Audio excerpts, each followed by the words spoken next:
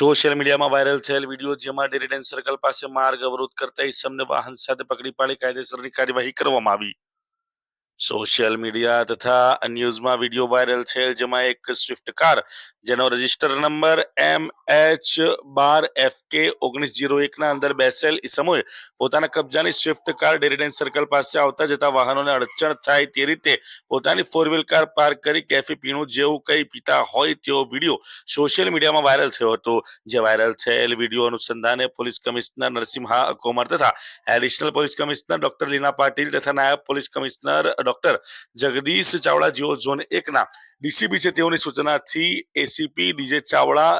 જેઓ એ ડિવિઝનના એસીપી છે તેઓના માર્ગદર્શન હેઠળ પોલીસ ઇન્સ્પેક્ટર એસ જે પંડ્યા સયાજીગંજ પોલીસ સ્ટેશનની સૂચના મુજબ આ વાયરલ થયેલ વિડીયો સંબંધિત તાત્કાલિક કાર્યવાહી કરવા સૂચના અને માર્ગદર્શન આપેલ। જે આધારે ટેકનિકલ સોર્સ અને હ્યુમન સોર્સના આધારે તપાસ કરી વિડીયોમાં બતાવેલ સ્વિફ્ટ કાર જેનો રજિસ્ટર નંબર MH12FK